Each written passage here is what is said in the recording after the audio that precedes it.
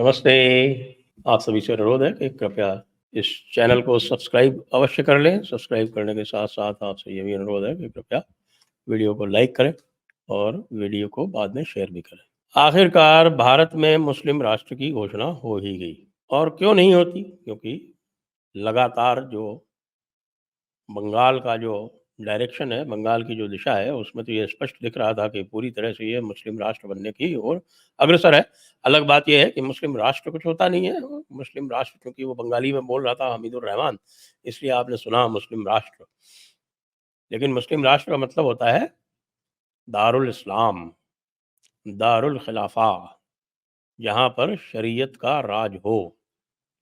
तो अब भारत में शरीयत के राज वाले बहुत सारे इलाके आ गए हैं और बंगाल जैसे क्षेत्रों में तो उनको पूरा संरक्षण भी है। आपको याद दिलाऊं कि जब हिंदू हित की बात की जाती है, जब हिंदू मूल्यों की बात की जाती है, जब हिंदू परंपरा की बात की जाती है, जब हिंदू विरासत की बात की जाती है, हिंदू इतिहास की बात की जाती है, तो बहुत बड़े-बड़े लोग, आपको ध्यान होगा शशि थरूर ने भी एक बार कह दिया था कि क्या आप भारत को हिंदू पाकिस्तान बनाना चाहते हैं? उस पे मेरा पूरा एक व्याख्यान हुआ था संगम टॉक्स पे। आपको संभवतः ध्यान हो कि भैया Hindu Pakistan is a damn good idea. और आज भी मैं कह रहा हूँ कि Hindu Pakistan is a damn good idea, क्योंकि आपने यदि भारत को हिंदू राष्ट्र नहीं बनाया। हिंदू पाकिस्तान का क्या मतलब होता है? हिंदू पाकिस्तान का मतलब होता है हिंदू पुण्य स्थान, हिंदुओं का पुण्य स्थान, यानी कि हिंदू राष्ट्र। तो ये अब स्पष्ट है कि आपने यदि भारत को हिंदू राष्ट्र नहीं बनाया, तो यह मुस्लिम राष्ट्र बनने की ओर अग्रसर है। और यह जो जिन्ना की सारी जो उनकी एक कल्पना थी, जो उनकी तवक्को थी कि भई पूरा का पूरा जो ये उपमहाद्वीप है, ये मुस्लिम बन जाए, वो शीघ्र हो जाएगा। और शीघ्र ना हो उसके लिए यह आवश्यक है कि भारत अब हिंदू राष्ट्र बने। बंगाल में जो हुआ, आपको सबको पता है। बंगाल में ये एक बार नहीं हुआ, अनेकों बार हुआ। संदेश खाली की घटना आपको पता है। संदेश खाली की घटना में किस प्रकार से शाहजहाँ शेख का आदमी जो था और उसके जो गुर्गे थे, तो वो हिंदू महिलाओं को अपने ऑफिस में बुला के और उनके साथ में किस प्रकार की हरकतें किया करते थे, आपको पता है। आपको अभी-अभी कुछ ही दिनों पहले एक भारतीय जनता पार्टी की एक मुस्लिम कार्यकर्ता की जो स्थिति की गई, वो भी आपको पता है कि किस प्रकार से उसको स्ट्रिप करके नग्न अवस्था में उसको परेड किया गया और उसको साथ में जो भी अनस्पीकेबल हॉरर जिसको हम बोलते हैं, वो उसके साथ में किए गए। अब ये लेटेस्ट है, जो आप देख रहे हैं कि जिसका वीडियो वायरल हो चुका है और एमएलए ऑन रिकॉर्ड है कि हमारे मुस्लिम राष्ट्र में इस प्रकार की सजाएँ जो हैं वो सामान्य हैं। और इस पर कोई भी व्यक्ति जो हिंदुओं को अदरवाइज़ जो हिंदुओं के लिए तरह-तरह की बातें हैं, उनके लिए आक्षेप करते रहते हैं, हिंदू धर्म को समूल नष्ट करने की बातें करते रहते हैं। पप्पू जी जो है वो तो हिंदुओं को सबको हिंसक भी बता रहे थे आज। अभी उनकी जो बातचीत हुई है उसके बारे में अभी एक प्रेस कॉन्फ्रेंस होनी है, तो इसलिए मैं अभी उस विषय को अभी नहीं टच कर रहा, बाद में टच करूँगा। लेकिन ये सारे के सारे जो हैं, ये मुँह में दही जमा के तब बैठ जाते हैं जब शरीयत का आगाज़, शरीयत का आमाल लागू किया जाता है भारत के किसी भी कोने पर, इनकी सारी की सारी सेक्युलर अवस्थाएँ जो हैं समाप्त हो जाती हैं।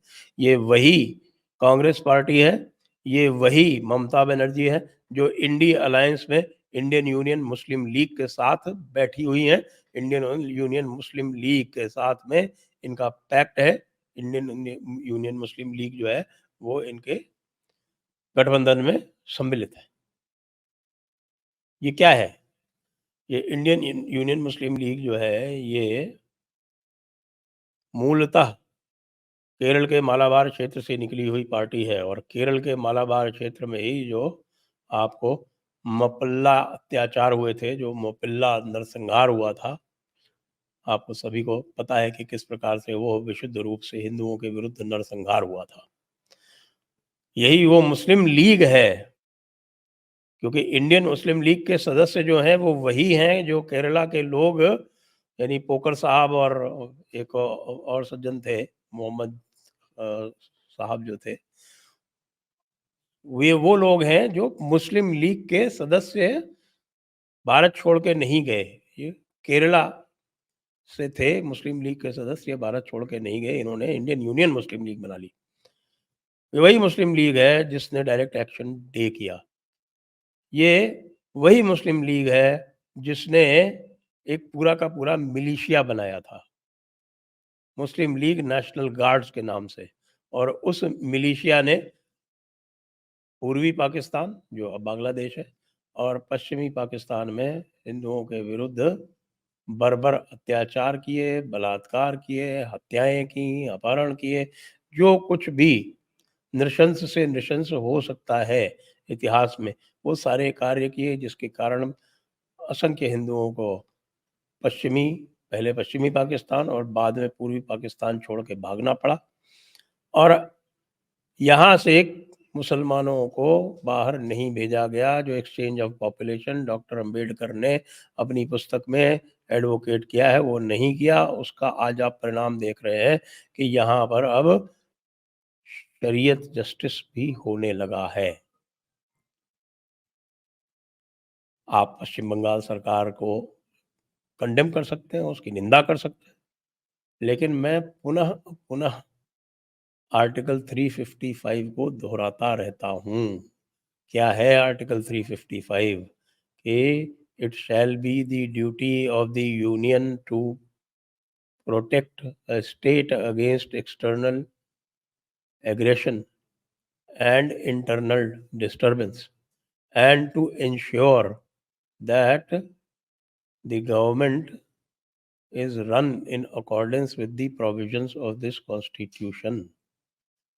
अब यही लोग जो हैं बंगाल वाले, अब ये क्या कर रहे हैं कि इन्होंने जेसीबी नाम के उस व्यक्ति को, जिसका निकनेम जेसीबी है, ताजेमुल, उसको तो अरेस्ट कर लिया और अरेस्ट करके दूर भेज दिया। दूर भेज दिया क्यों? क्योंकि वो कह रहे हैं कि अगर हम इसको यहाँ लोकल थाने में रहते तो भीड़ हमला करके इसको छुड़ा ले जाती।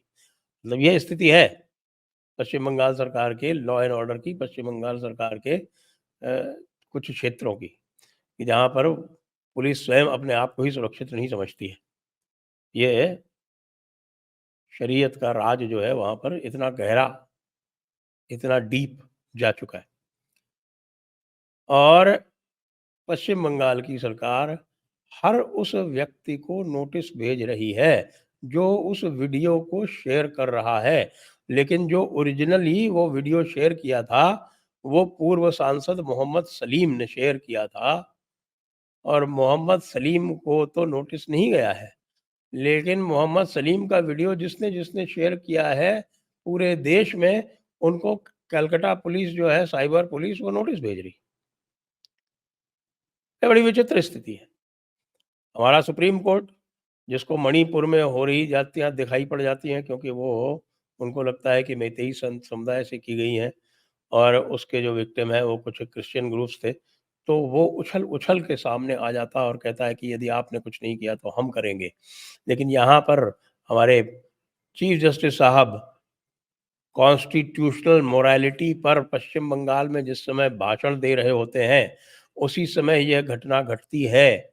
उसी समय के बाद में उस क्षेत्र को मुस्लिम राष्ट्र कहा जाता है, लेकिन नो सुओ मोटो, कोई सुओ मोटो नहीं है। यदि कोई लेके जाएगा भी तो कह देंगे कि साहब ये लॉ एंड ऑर्डर का मामला है। इस देश की सबसे बड़ी समस्या यही ढोंग है, यही हिपोक्रेसी है, यही पाखंड है। और इस हमाम में सारे नंगे हैं, कोई भी अछूता नहीं है। आप कहें कि पश्चिम बंगाल की सरकार तो मुख्यतः दोषी है ही, लेकिन क्या केंद्र सरकार पिछले कम से कम 5 वर्ष से ये नंगा नाच होते हुए देख रही है और कुछ भी नहीं कर रही है? इस बार भी उनके जो कार्यकर्ता हैं, उन कार्यकर्ताओं के साथ जातियाँ हुईं, उनको अपने स्थान छोड़ के भागना पड़ा, और उसके बाद भी क्या किया गया, वही हमारे नड्डा जी जो है वो पिछली बार गए थे, वहाँ पर शपथ ले रहे थे संविधान की। अब जो है उन्होंने एक कमेटी बना दी, कमेटी के 10 दिन बाद उसने कमेटी ने आके उनको रिपोर्ट दे दी और सहर्ष उन्होंने कमेटी की रिपोर्ट लेते हुए फ़ोटो खिंचवा ली और निंदा कर दी। बस, ये काम इनको करना है।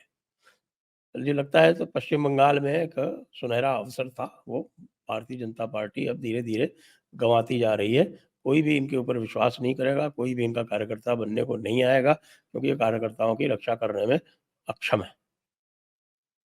और जहाँ तक राहुल गांधी की बात की जाए, इसके ऊपर तो हमें विस्तृत वीडियो अलग से बनाना ही है, क्योंकि ये तो अब स्पष्ट हो चुका है कि इनका एकमात्र उद्देश्य ही हिंदू धर्म को इस देश से समाप्त करना है, क्योंकि जो हिंदुओं के रहते हुए इनको राज करने का अवसर नहीं मिलेगा।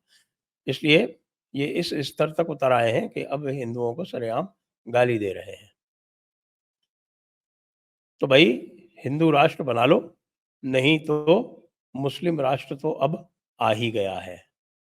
बचना है तो एक ही रास्ता है, हिंदू राष्ट्र बनाना पड़ेगा। जय हिंद, जय भारत, वंदे मातरम।